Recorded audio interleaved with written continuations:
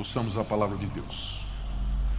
Se é necessário que me glorie, ainda que não convém, passarei as visões e revelações do Senhor. Conheço um homem em Cristo que há 14 anos foi arrebatado até o terceiro céu. Se no corpo ou fora do corpo, não sei, Deus o sabe. E sei que o tal homem, se no corpo ou fora do corpo, não sei, Deus o sabe, foi arrebatado ao paraíso e ouviu palavras inefáveis, as quais não é lícito ao homem referir. De tal coisa me gloriarei, não porém de mim mesmo, salvo nas minhas fraquezas. Pois se eu vier a gloriar-me, não serei nécio, porque direi a verdade. Mas abstenho-me, para que ninguém se preocupe comigo mais do que em mim vê ou de mim ouve. E para que não me ensoberbecesse com a grandeza das revelações, foi-me posto um espinho na carne, mensageiro de Satanás, para me esbofetear, a fim de que não me exalte. Por causa disto, 3 vezes pedi ao Senhor que o afastasse de mim.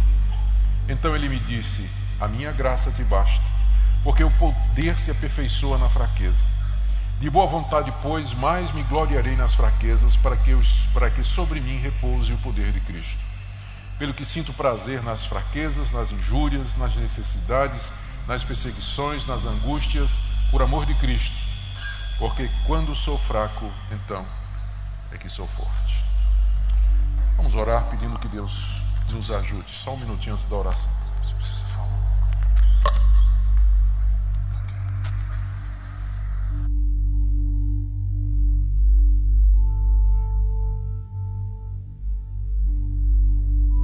Tá bom. Vamos orar. Pai querido, te damos graças por tudo que já temos ouvido até aqui, nessa conferência. Bendizemos o teu nome pelo privilégio que o Senhor nos dá de sermos chamados teus filhos. E pedimos que nessa noite o Senhor nos ajude mais uma vez, quando nos debruçamos diante da tua palavra, para tentar compreender o que aqui o Senhor nos revela, o que aqui o Senhor nos ensina. Que teu Espírito nos guie e nos conduza na compreensão desse texto. Queremos orar, Senhor, pelos irmãos que estão passando por sofrimentos intensos, por dificuldades. Pedimos o consolo do Teu Espírito Santo. Instrui-nos nesta noite, em nome de Jesus. Amém. Paulo escreveu essa segunda carta numa tentativa de resolver a crescente tensão que havia entre ele e a igreja de Corinto. Parte dessa tensão era causada pelo fato de que os coríntios estavam dando guarida ou estavam acolhendo alguns pregadores que tinham chegado provavelmente da região da Judéia, se dizendo apóstolos de Jesus Cristo, e tentavam ganhar autoridade na igreja, e nesse processo estavam diminuindo a pessoa de Paulo, estavam questionando a autoridade de Paulo. Então, pelo que nós lemos aqui na carta, essas pessoas se apresentavam como sendo verdadeiros israelitas, enquanto que Paulo era um judeu da dispersão. Eles apresentavam relatos de sinais e prodígios que tinham realizado. Diziam que tinham tido visões e revelações da parte de Deus. Traziam cartas de recomendação das autoridades lá em Jerusalém, e o alvo deles era dar credibilidade ao ensino deles, que Paulo diz nessa carta que era um ensino falso, era um outro evangelho, e tirar a liderança e a influência de Paulo na igreja de Corinto, para que então eles pudessem assumir essa liderança e exercer o poder e a autoridade ali naquela igreja. O apóstolo Paulo, a princípio, responde à argumentação desses homens nos mesmos termos deles. Depois ele vai dizer que está faltando àqueles apóstolos, entre aspas, as credenciais de um verdadeiro apóstolo, que são os sofrimentos. E ele dá pelo menos 3 vezes na carta, 2 vezes na carta, uma lista dos sofrimentos que ele passou por amor a Jesus, e que nenhum daqueles homens havia passado.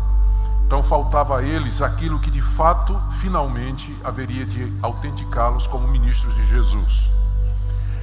Mas nessa primeira parte da resposta de Paulo, o que ele faz é responder às acusações ou às insinuações desses falsos apóstolos em pé de igualdade. São hebreus? Eu também sou. Sou da tribo de Benjamim, fui criado aos pés de Gamaliel, judeu de judeus, sou fariseu, fui criado segundo a seita mais severa da nossa tradição. Eles fazem milagres, os sinais as marcas do meu apostolado são conhecidas, porque eu fiz todos os sinais dos apóstolos, as marcas do apóstolo, que são os sinais e prodígios. São ministros de Cristo, eu também, muito mais em sofrimento, em serviço, em perseguições. E aqui ele chega na questão das revelações. Eles têm revelações, então eu tenho também. E eu estou constrangido pelas circunstâncias a falar o que eu vou falar agora, diz o apóstolo Paulo. Mas eu passei por uma experiência há 14 anos tão extraordinária que eu nem posso dar os detalhes para vocês. Mas eu prefiro não falar disso, porque vocês podem ficar pensando de mim mais do que vocês estão vendo em mim.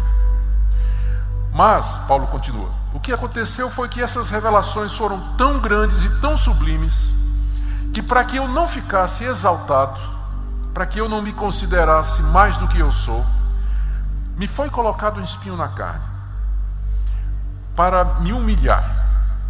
E era tão intensa, foi tão intensa essa dor e o sofrimento que esse espinho me causou, que 3 vezes eu pedi a Deus para removê-lo, e Deus não me atendeu. O que ele me disse foi que o poder dele se aperfeiçoa na fraqueza. Então eu agora me glorio, não nessas revelações, nestas visões, mas eu me glorio nas minhas fraquezas, porque quando eu sou fraco, então é que eu de fato sou forte. Então essa é a argumentação de Paulo no texto que nós acabamos de ler. É isso que ele está fazendo aqui. Então o texto se desenvolve seguindo estas partes. Primeiro, de 1 até 6, Paulo faz uma narrativa dessa visão, desta revelação extraordinária que ele recebeu da parte de Deus. Em seguida, no verso 7, ele menciona o espinho na carne, aquele espinho que foi colocado com o objetivo de mantê-lo humilde. No verso 8, ele menciona qual foi a sua primeira reação quando sentiu a fisgada do espinho. E no verso 9, qual foi a resposta de Deus? E finalmente, nos versos final, metade do verso 9 até o verso 10, a compreensão que ele teve do propósito de Deus com aquele espinho. E ele descansa então no meio do seu sofrimento. Essa passagem é instrutiva para nós de muitas maneiras. E eu vou tentar explorar algumas delas. Em primeiro lugar, então, a visão que Paulo teve, que ele chama de uma revelação, e que está aí do verso 1 até o verso 6. Ele começa dizendo que, se é necessário que ele se glorie, ele então vai passar as visões e revelações do Senhor, ainda que não convenha. Por que ele diz que não convém ficar se gloriando ou mencionando estas visões e revelações? A razão é muito simples. E quando você lê essa carta, e quando você lê a primeira carta que ele escreveu, o apóstolo Paulo sempre tomou precauções no seu ministério e na sua pregação, para que as pessoas não se aproximassem do cristianismo e do evangelho por causa dele. Por isso que ele diz na primeira carta que quando ele foi pregar em Corinto, ele resolveu pregar a Cristo crucificado, só, para que não houvesse o que infelizmente veio acontecer em Corinto, mesmo que Paulo tenha tomado as precauções que ele tomou. Ele inclusive não batizou ninguém em Corinto, para evitar a formação de um fã-clube, como acabou acontecendo. Eu sou de Paulo, apesar de tudo que ele fez. Então Paulo sabe que não convém ao ministro do Evangelho, não convém ao homem de Deus se gloriar de determinadas coisas, ainda que verdadeiras. Ele não está mentindo. Se ele fosse contar, quando ele está contando essa revelação, ele não está mentindo, está dizendo uma coisa que aconteceu. Mas ele levou 14 anos para contar isso. Isso tinha acontecido há 14 anos atrás. E ele nunca tinha dito. Porque não convém. Porque na hora que você conta, a atenção vem para você. O foco é em você. E essa é uma das coisas que eu gosto dos grandes pregadores puritanos, os pastores puritanos. Leia os sermões dos puritanos. Raramente eles fazem menções pessoais. Raramente eles contam experiências deles. Coisas que aconteceram. Coisas que eles viram, que experimentaram e sentiram. Não estou dizendo que a gente não pode fazer isso. Mas o cuidado que se tem para que não se faça discípulos de si mesmo, mas discípulos de Jesus. E, gente, quando eu comparo essa atitude de Paulo com o que a gente vê hoje no meio evangélico, o contraste é gritante. A fidelização de crentes, ministérios que são erguidos em torno de personalidades, de pessoas que procuram impressionar, narrando experiências, visões, sonhos, milagres e coisas assim extraordinárias, criando ministérios inteiros em torno da sua pessoa e usando o nome de Cristo e de Deus em torno disso.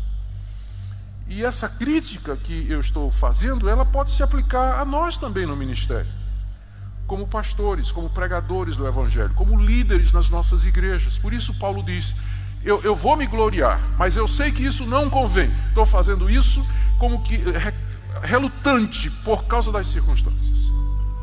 Então ele note a relutância dele. Segundo, note o fato de que, como eu tinha dito, aconteceu 14 anos atrás. O que para mim é instrutivo para mostrar o seguinte: Paulo não tinha esse tipo de revelação todo dia. Quando ele procurou uma revelação da qual se gloriar, para contrapor as revelações que os falsos apóstolos estavam trazendo, ele se lembrou de uma 14 anos atrás. Por que ele não disse: olha, ontem Jesus apareceu, sentou comigo na beira da cama e nós batemos o maior papo? Por que ele não disse isso? Porque não acontecia. Ele teve que buscar lá no passado dele uma experiência dessa. Às vezes as pessoas têm a impressão de que os homens de Deus, como Paulo, Pedro, ou mesmo no Antigo Testamento, Moisés, Abraão, diariamente eles tinham alguma revelação ou manifestação extraordinária. Eles viviam no sobrenatural. Tem gente que até canta isso: quero viver no sobrenatural. A ideia é que todo dia Deus vai estar mostrando alguma coisa, você vai ter uma revelação, você vai ter uma visão. Mas não era o que acontecia, como é evidente aqui. Paulo teve que ir atrás, 14 anos, para lembrar uma experiência dessa, que ele pode apresentar para contrapor a argumentação daqueles falsos apóstolos. E note que quando ele fala dessa experiência, ele diz assim: eu conheço um homem. Ele está falando dele mesmo, mas ele está tão relutante de falar que ele modestamente diz: eu conheço um homem que foi arrebatado ao paraíso há 14 anos atrás. É claro que ele está falando dele mesmo, mas ele fala quase que de uma forma, ele está usando de todos os recursos que ele pode para evitar chamar a atenção para si, colocar o holofote em cima dele. E ele não sabe nem direito o que é que aconteceu. Ele não sabe se foi até o terceiro céu, que ele está aqui falando como judeu. Na cosmologia judaica, o terceiro céu, o céu aqui não é o espaço, né? ou era o espaço, ele tinha 3 níveis, e no último nível, que era o terceiro, é onde estava a presença de Deus, onde Deus se assentava no trono do universo e de lá controlava todas as coisas. Era a própria presença de Deus. Esse homem, que é o próprio Paulo, ele foi levado até a própria presença de Deus. Lá é o que ele chama de paraíso. É a mesma coisa. Terceiro céu, paraíso, é a mesma coisa. É o mais alto que você poderia subir. Não tem mais nada dali para cima. É o máximo que você podia ir em termos de revelação. Esteve na própria presença de Deus e ouviu coisas que Paulo diz assim: eu prefiro não contar para vocês. Ao contrário de muita gente que vai pelas igrejas dando testemunho de detalhes e detalhes e de coisas que eles supostamente viram da parte de Deus. Paulo não quer nem dizer o que é que ele encontrou lá no terceiro céu. Compare a atitude de um verdadeiro apóstolo com a atitude de outros que se dizem apóstolos hoje. Você já vê a diferença começar por aqui. Ele nem sabe se isso aconteceu no corpo ou fora do corpo. Em outras palavras, não sabe se foi um arrebatamento, à la Enoque, né, que ele foi levado, ou se foi simplesmente uma visão em que ele foi transportado em espírito, tipo aquela de João lá na ilha de Patmos, no capítulo 1 do livro de Apocalipse. O ponto é que Paulo, com muita relutância, ele descreve essa experiência extraordinária em que ele, ou com o corpo ou fora do corpo, foi levado à própria presença de Deus. E lá Deus falou com ele. E ele ouviu coisas que ele diz são indizíveis. Não convém falar destas coisas aqui. E ele diz, dessas coisas eu me glorio, mas eu faço isso com muita relutância. Verso 5, de tal coisa me gloriarei. Verso 6, se eu vier a gloriar-me, não serei nécio, porque direi a verdade.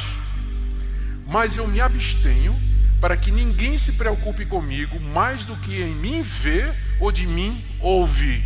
Essa é a preocupação dele. Eu não quero que vocês me coloquem numa posição a qual eu realmente não pertenço. Eu não quero que vocês me idolatrem. Eu não quero que vocês façam um fã-clube em torno do meu nome. Não quero tietagem. Porque se eu começar a contar essas coisas, é isso que vai acontecer, porque essa é a natureza humana. Nós facilmente somos atraídos a pessoas que nós julgamos especiais e que apresentam evidências disso, tipo contando experiências sobrenaturais. Bom, o que aconteceu? Ele narra então, se é para contar experiência, eu vou contar essa. E ele diz que quando ele voltou lá do céu, ele foi lá no céu e estava entre os anjos de Deus. Quando ele desceu, tinha um anjo do diabo esperando ele. Né? Um mensageiro de Satanás, a palavra mensageiro é a palavra ângelos no grego. É literalmente um anjo de Satanás. Ele foi levado lá à presença de Deus, onde estão os anjos, e quando ele desce, tem os anjos do diabo esperando ele aqui. E ele então diz que Deus lhe colocou, o que lhe foi colocado, ele não diz diretamente que foi Deus, mas ele diz que foi posto, aqui é obviamente um passivo divino, que é aquele modo, o uso dos verbos gregos na voz passiva, sem dizer quem é o agente da passiva, mas está implícito que foi Deus, né? Me foi posto, ele não diz que foi Deus, mas é evidente que aqui é um passivo divino. E ele diz algumas coisas a respeito desse espinho na carne. Nós não sabemos muita coisa sobre a que ele se refere, porque o problema todo é como interpretar a palavra carne aqui. Se nós interpretarmos no seu sentido literal, como sendo o tecido que recobre o nosso corpo, então Paulo provavelmente está se referindo a uma aflição física, tipo uma doença, uma deficiência, ou alguma coisa que produzisse dor física. Mas o problema é que a palavra carne, sarx, no grego, ela é usada não somente para corpo físico, mas ela é usada para se referir à personalidade humana, à existência humana, sem necessariamente a existência física. Então, pode ser uma aflição de natureza espiritual. Certamente não é um pecado de Paulo. Não é porque é dito que é externo, é um mensageiro de Satanás que vem. Então não é que Paulo sofria com uma tentação de riqueza, por exemplo. Alguns acham que pode ter sido. Mas o que quer que tenha sido, não era alguma falha de caráter na vida do apóstolo Paulo. Mas era um sofrimento externo que era causado a ele, vinha de fora e que era causado para ele. O que a gente sabe é o seguinte: primeiro, que era uma coisa extremamente dolorosa. A palavra que é usada aqui para espinho é uma palavra grega, skalops, que significa também estaca. Ela é usada em alguma literatura da época de Paulo para se referir àquelas estacas ou pedaços de madeira afiados que eram introduzidos nos corpos de condenados para produzir uma morte lenta e agonizante. Era o empalamento. E o instrumento do empalamento eram essas estacas de madeira pontiagudas. E às vezes na literatura elas são referidas exatamente com essa mesma palavra que Paulo está usando aqui. Talvez é mais do que um espinho, porque um espinho causa incômodo, não é? Mas o que Paulo está falando aqui é de algo doloroso. Ninguém ora 3 vezes a Deus para tirar uma felpa, não é? Uma lasca de madeira que entrou embaixo da unha. Ninguém faz isso, né, 3 vezes, insiste com Deus a respeito disso. Portanto, é provável que quando a gente vai ler aqui essa descrição, um espinho na carne, que Paulo, na verdade, está falando de uma estaca que lhe era cravada na carne, provocando uma dor muito intensa, um sofrimento muito intenso. Carne aqui, quer seja no sentido físico ou no sentido da sua existência. Era um sofrimento penetrante, agudo, era algo extremamente doloroso que fazia com que Paulo vivesse debaixo de dor. E isso fazia 14 anos, porque quando ele está falando aqui, ele está falando de uma forma que dá a entender que aquela estaca nunca foi retirada. Fazia 14 anos que ele vinha com isso cravado em si. Então essa é a primeira coisa que a gente sabe, que o que quer que tenha sido era algo extremamente doloroso.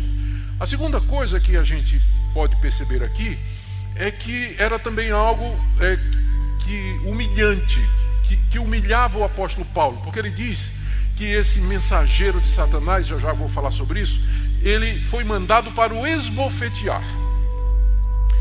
O bofete que é mencionado aqui não é o murro, né, que você dá direto na cara da pessoa, mas que alguns dão, né, direto na cara da pessoa. Mas é aquele tapa que você dá com as costas da mão. É um tapa de desprezo. Quando se quer humilhar alguém ou desprezar alguém, você bate no rosto com as costas da mão. Então é esse tipo de bofete que Paulo está se referindo aqui, quando ele diz, esse mensageiro de Satanás que me foi dado para me esbofetear. Não é que era um anjo pugilista, não é? Mas era um anjo que vinha desprezar o apóstolo Paulo, humilhá-lo. Era assim que ele se sentia com aquele espinho na carne. Algo extremamente doloroso, algo humilhante que acontecia com ele, que o deixava quebrado, por assim dizer. A terceira coisa que a gente pode perceber aqui desse espinho é que Satanás fazia parte desse sofrimento. De alguma maneira, Satanás estava envolvido nisso. Então isso significava, como eu disse, que era uma ação externa e que era uma ação cruel, persistente, maligna e que tinha como objetivo produzir dor e humilhação na vida do apóstolo Paulo. Estamos falando do apóstolo Paulo. Então imagina o que pode acontecer conosco, né? Imagina o que pode acontecer conosco. Esse mensageiro de Satanás enviado para causar dor e humilhação. E a quarta coisa que nós aprendemos aqui, já foi mencionada a respeito desse espinho, é que, na verdade, quem estava por trás de tudo isso era Deus. Lutero disse que o diabo é o diabo de Deus. O diabo é um anjo caído, ele não é um Deus ao contrário. Nós não somos maniqueístas que acreditavam e ainda acreditam que o mundo é governado por duas forças iguais em intensidade, mas opostas em direção, o bem e o mal. Satanás não é a mesma coisa de Deus, ele é uma criatura, ele é um anjo caído debaixo do domínio e do governo de Deus. E Deus, na sua sábia providência e de uma maneira para nós desconhecida e misteriosa, em que ele não invade ou não tira a responsabilidade nem de Satanás e do ser humano. Ele usa o diabo na realização dos seus propósitos, de uma maneira que não é violada a vontade da criatura e nem a responsabilidade dos demônios. Mas ele é claro, dessa passagem e do livro de Jó, cuja exposição vocês ouviram há pouco, que de fato ele vai fazer o que Deus determina. Apesar de sua fúria, da sua ira, da sua rebelião, mas ainda assim ele está debaixo do Altíssimo, que o controla e que o usa e que lhe põe limites e que finalmente fará com que ele responda pelos seus atos, como está escrito de que ele é mentiroso, o pai da mentira, e ele é também assassino desde o início. Mas por trás de tudo isso estava a mão de Deus. A mão de Deus por trás desse espinho na vida do apóstolo Paulo.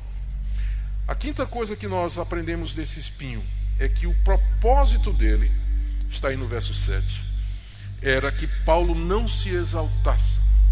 Não se exaltasse.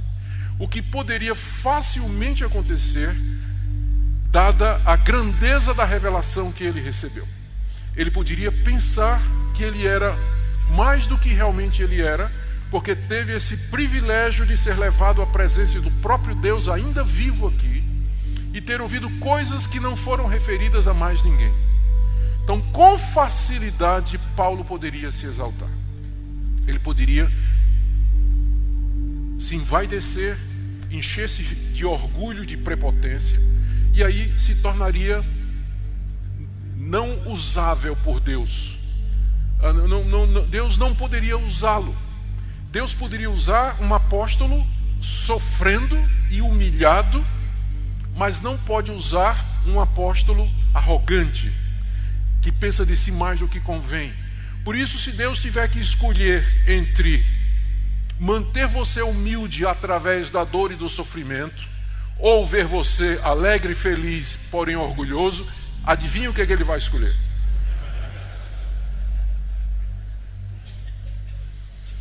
Porque Deus está muito mais preocupado com o nosso caráter do que com o nosso bem-estar. Ele está muito mais preocupado em formar em você as virtudes do Senhor Jesus, a pessoa do Senhor Jesus em você, do que fazer você rico, feliz, seguro, tranquilo e gozando de tudo que é de bom aqui nesse mundo. E infelizmente você nem sempre pode ter as duas coisas, todas as virtudes cristãs e tudo de bom que o mundo tem para oferecer. Geralmente vai ter que sacrificar um para poder ter o outro. E Deus é craque em escolher exatamente aquelas coisas que nos são caras e preciosas no mundo, para tirá-las, para produzir aquela virtude que de outra maneira não seria produzida. É esse o propósito do espinho na carne. Eu acho que a razão pela qual esse espinho não é definido aqui é para que nós possamos ler a nossa própria história aqui. Não é isso? Porque se tivesse claro o que era o espinho na carne, uma doença, por exemplo, quem estivesse são não teria qualquer conexão com essa passagem. Mas exatamente porque está indefinido, o uso se torna amplo e geral. Eu posso ler aqui a minha história. E o espinho na carne tem sido, na vida de tantos, a solidão. Por que eu não tenho amigos? Por que eu não consegui casar? Por que eu tenho essa doença que me acompanha? Por que Deus me deu esse filho tão difícil, tão problemático, ou um filho com uma doença incurável? Porque eu vivo nessa situação. Então são tantas coisas que nós poderíamos citar nessa noite, que elas têm esse mesmo efeito, ou deveriam ter esse mesmo efeito: evitar que nós nos exaltemos. E a gente se exalta com muito menos do que essa de ir ao terceiro céu. A gente não precisa ir ao terceiro céu para pensar de nós mesmos mais do que convém. Basta uma bençãozinha maior no domingo à noite, naquele sermão. Na segunda-feira a gente já se acha o melhor pregador do Brasil. Ou do mundo. Não precisa muito. Não precisa muito. Qual foi então a reação de Paulo quando ele sentiu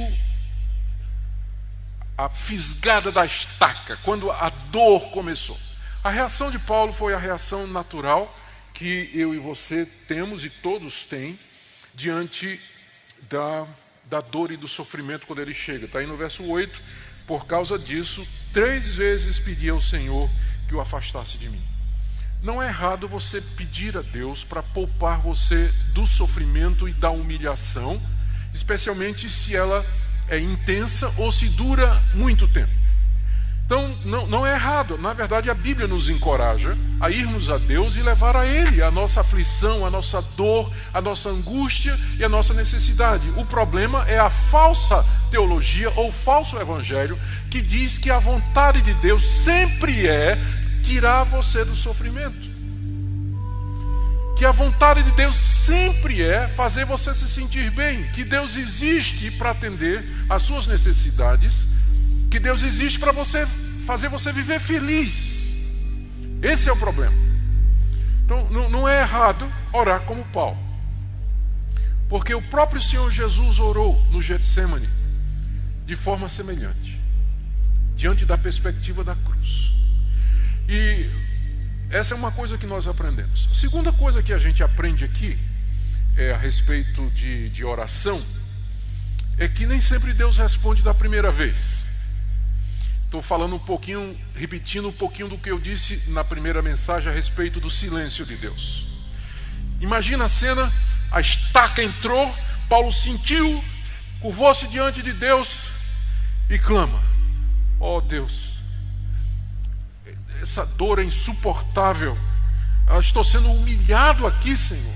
Senhor, afasta de mim, tira de mim esse cálice, se ele fosse usar a mesma linguagem do seu Salvador. Afasta de mim esse sofrimento, ó Deus. Deus. Nada. Silêncio total. Resposta nenhuma. Nada. Que diferença, né? De ter estado lá na própria presença de Deus. Lá ele ouviu coisas que ele não podia dizer. Ele não pediu por isso. E agora, quando ele pede, ele não ouve nada.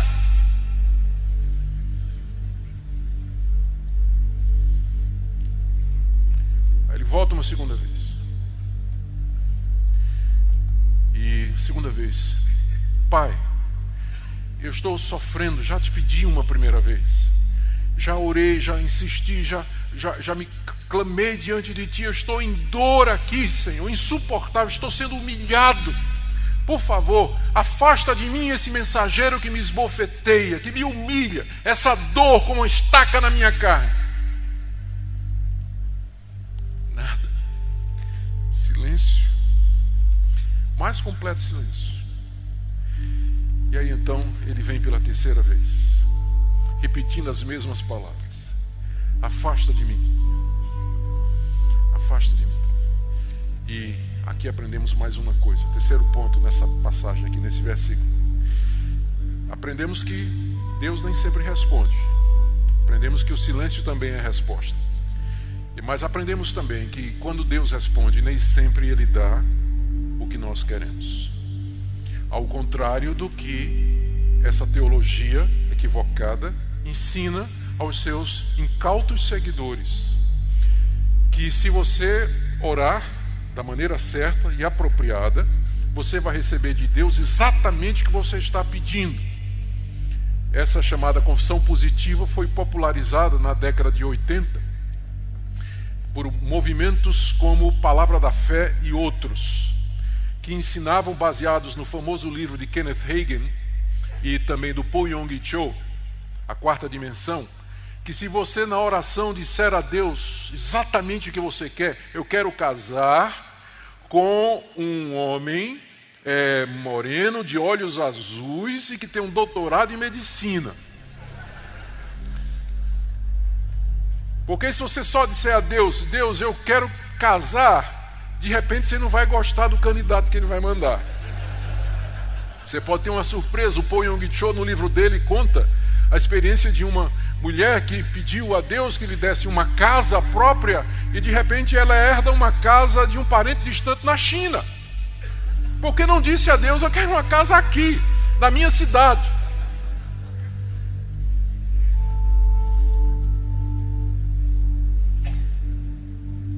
Mas aqui você tem o grande apóstolo Paulo insistindo com Deus num pedido, pedindo uma coisa específica a Deus, e Deus simplesmente diz: não vou dar, não dou. Eu sempre tenho refletido numa frase que eu ouvi, eu não me recordo mais de quem eu ouvi, depois eu acabei incorporando ao meu pensamento também. É um pensamento que diz assim, que a pior coisa que Deus pode dizer a uma pessoa é: seja feita a tua vontade. Porque, via de regra, nós não sabemos o que pedimos. Se Deus for dar a você exatamente o que você quer, significa que Deus entregou o governo da sua vida a você mesmo. E significa que você vai acabar miserável, infeliz, sofredor, exatamente o oposto do que você queria, porque você não sabe como pedir. Porque você não é Deus, você não sabe o que é melhor em todas as circunstâncias. Por isso é preciso mais fé para você orar dizendo assim: Senhor, seja feita a tua vontade, do que você dizer a Deus: eu quero que aconteça assim, assim, assim e assim. Porque o oposto é o que se passa. É a ideia que se passa nesses movimentos. Que fé é você dizer a Deus, você declarar, você exigir, você proclamar, não é? Você determinar exatamente o que vai acontecer. Isso é que é fé. Mas eu acho que isso não é fé. Fé é você dizer a Deus: a tua vontade seja feita na minha vida. E você está disposto a cumprir essa vontade, qualquer que ela seja. Ficar solteiro, ficar solteira, ser missionário no Afeganistão, ou qualquer outra decisão que Deus tiver para a sua vida. Preciso mais fé para isso do que para você dizer a Deus exatamente o que é que você quer fazer da sua vida.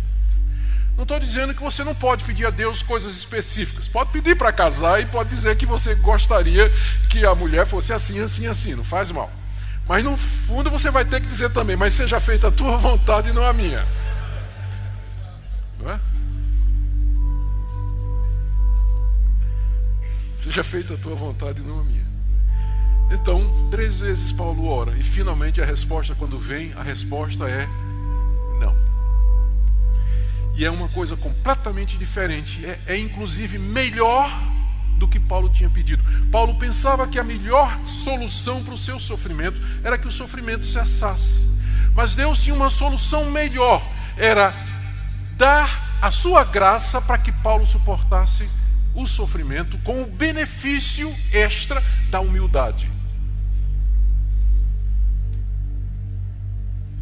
Essa foi a solução de Deus, muito melhor do que a de Paulo. Se Deus tivesse dado a Paulo o que Paulo queria, Paulo ficaria aliviado, mas cheio de orgulho.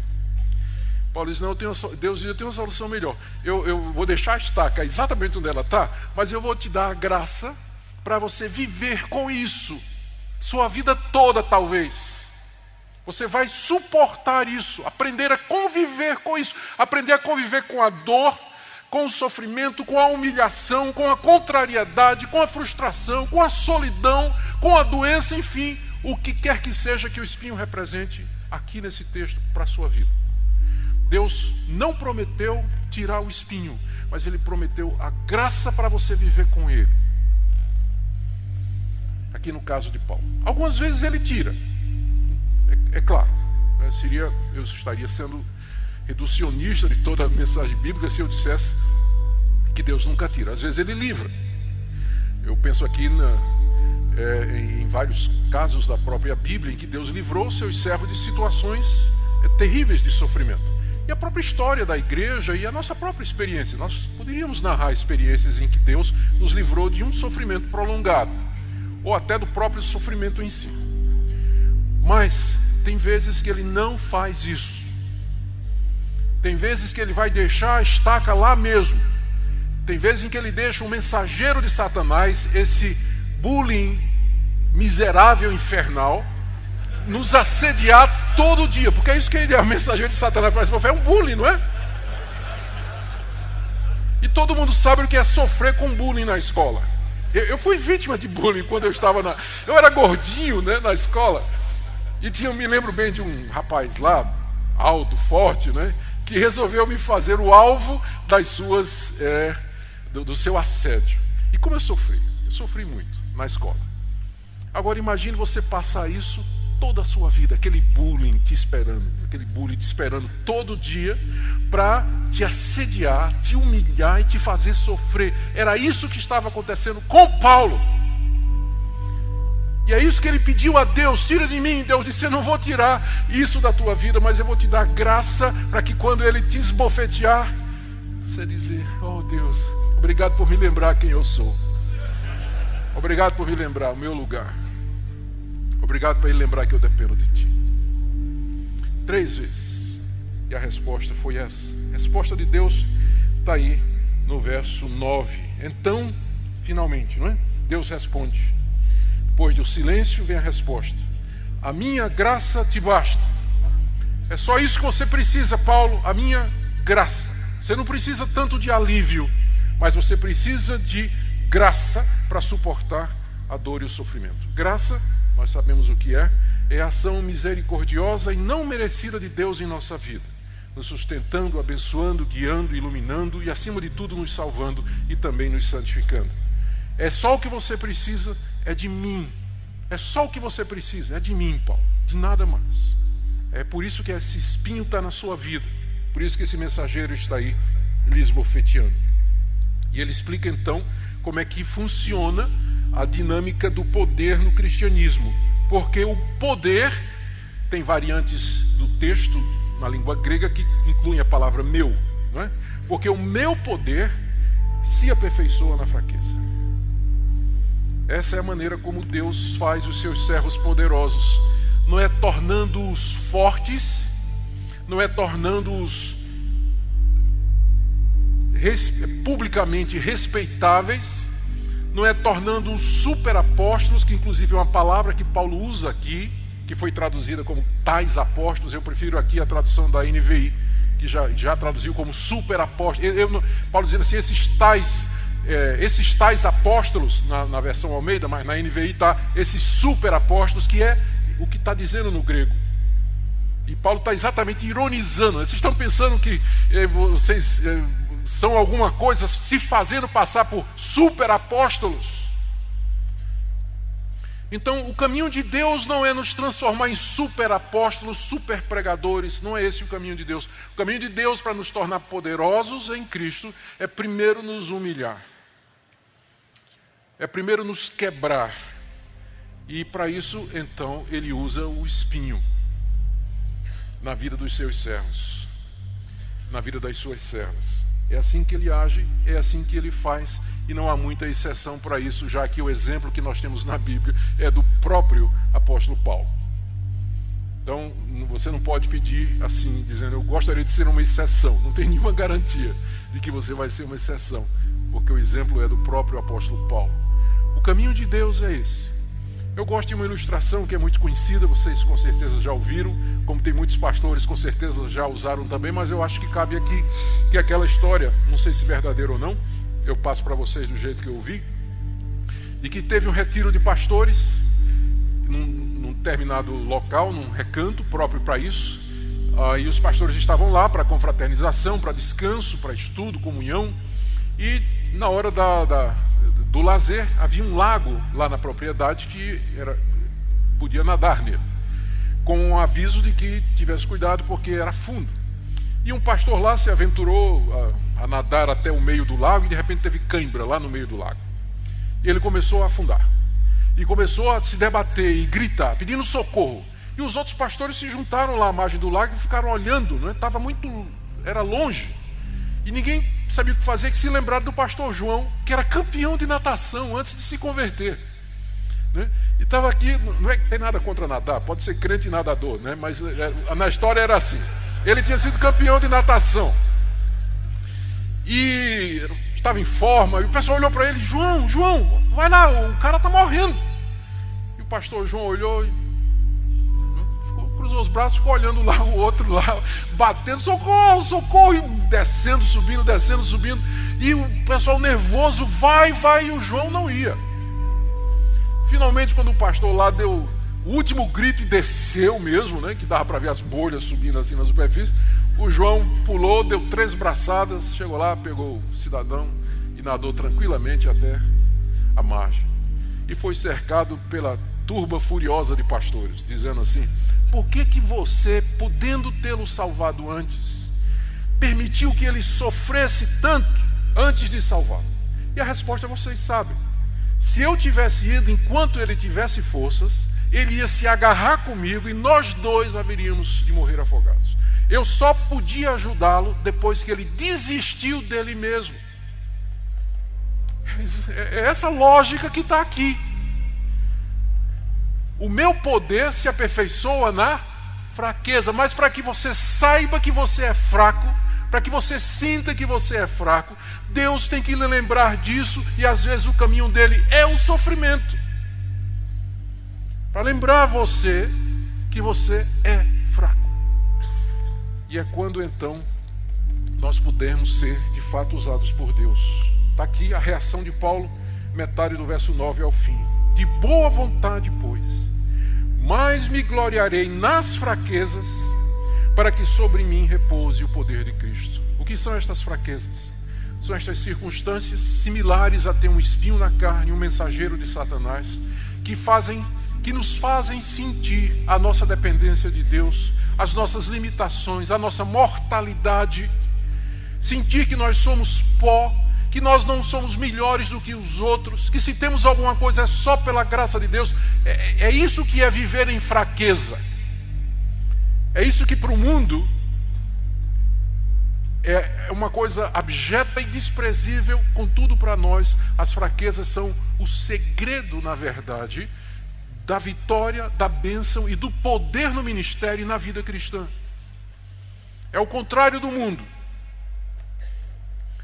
Quando se compara essa visão de ministério com a visão de ministério que é passada lá fora, de que o pastor bem-sucedido, ele é rico, é próspero, é poderoso, ele é influente, ele tem propriedades, ele tem influência política e tudo mais, você percebe por que é que, de fato, a igreja, em alguns tempos e em alguns lugares, ela não tem prosperado, mas ela tem se tornado como o sal que perdeu o sabor. É esse conceito errado do que é, de fato, ser poderoso. Todos os pregadores, pastores, líderes, eles querem o poder de Deus para realizar o seu ministério. E às vezes pensam que a aquisição desse poder está relacionada com o seguir determinadas regras ou determinados rituais. Há livros e mais livros que vão dizer a você 7 passos para o poder espiritual, 42 regras para a plenitude do Espírito. Não acredite, só tem um caminho para isso, que é Deus lhe quebrar para você saber que você não é nada. E só quando você estiver nessa situação, então Ele vai poder usar você, porque então você vai dar a glória a Deus. Porque então você vai dar a glória a Deus. Porque senão você vai assumir a glória para si. Mas é quando você está naquela condição de que o que quer que lhe aconteça de bênção, você sabe de coração que não é por sua conta, não é pelo que você é, pelo que você representa, pelos seus talentos, pela sua formação, pela sua erudição, pela sua capacidade, não é por conta disso. Quando você tiver chegado a essa conclusão, Deus então está pronto para lhe abençoar, porque Ele sabe que então você vai dar a Ele toda a glória.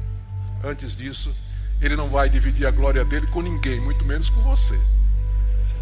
Muito menos com você. Então, Ele tem que fazer isso. E ele termina então, queridos, com essa observação no verso 10. Pelo que sinto prazer, ainda no verso 9, para que sobre mim repouse o poder de Cristo. Ou seja, o poder de Cristo vem através da cruz, porque não há outro caminho, não há outro meio. Pelo que, verso 10, sinto prazer nas fraquezas, nas injúrias, nas necessidades, nas perseguições, nas angústias por amor de Cristo. Porque quando sou fraco, então é que eu sou forte. Meu irmão, minha irmã, meu alvo com essa mensagem nessa noite é levar você a refletir sobre isso e pensar sobre isso num contexto da pregação de um falso evangelho no nosso país, onde as pessoas são levadas a imaginar um cristianismo completamente diferente desse que nos é apresentado aqui na Escritura. Eu não estou dizendo que Deus não pode nos abençoar, nos fazer prósperos, curar as nossas doenças, nos dar tranquilidade e uma vida de paz, abençoada com nossa família, sem muitos transtornos durante a maior parte da nossa vida. Não estou dizendo que Deus não pode fazer isso. O que eu estou dizendo é que isso nunca foi uma garantia. Isso nunca foi uma promessa de Deus para todo mundo o tempo todo. De repente você pode descer lá do terceiro céu e lá embaixo, no dia seguinte, amanhã, tem um mensageiro de Satanás lhe esperando, que vai lhe cravar uma estaca na carne, e você vai clamar e você vai gritar e Deus não vai lhe responder. E quando Ele responder, Ele não vai lhe responder do jeito que você queria. Ele vai lhe dar uma outra solução e uma outra resposta. Isso aconteceu com Paulo e tem acontecido com os santos homens de Deus através da história, homens e mulheres, na história antiga, na história contemporânea, que mesmo nesse lugar, hoje à noite, tem pessoas que sabem do que é que eu estou falando.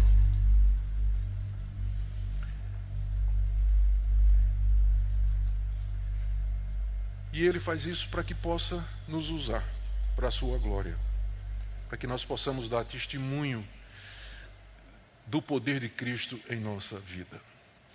Que nessa noite você seja livre pelo Espírito Santo de qualquer mágoa ou ressentimento diante de Deus por causa desse mensageiro de Satanás que já há algum tempo lhe perturba e lhe faz sofrer. Que você entenda nessa noite que o propósito de Deus, porque é Ele que está por detrás disso, é Ele que está por detrás, que o alvo dele com o sofrimento e a dor é fazer você semelhante a Cristo, é tornar você capaz de ser útil nas mãos dele, é fazer você se esquecer de você mesmo no meio do sofrimento e pensar na glória de Deus e como você pode usar o sofrimento para abençoar outras pessoas. Eu quero que você pense nisso hoje à noite e que você saia daqui dessa conferência com uma atitude mudada com relação à vida, que você finalmente fique de bem com a vida, usando a expressão do mundo. E a única maneira de você ficar de bem com ela é você entender que tudo que lhe toca vem de Deus. E que essa teologia, eu rejeito, cai fora, está amarrado, vai para fora, ela nem sempre funciona. Não é assim que funciona no reino de Deus. Imagina se Paulo amarrou 3 vezes aqui, não foi? Ele disse, eu não quero, sai fora, Satanás. Sai, 3 vezes ele falou, né? Show, capeta. 3 vezes. Foi embora? Foi não. Temos que conviver com isso, porque a graça de Deus nos basta. Que a sua graça e a sua presença seja a maior ambição da sua vida, seja o desejo da sua alma, porque quando você está fraco, então é que você será forte.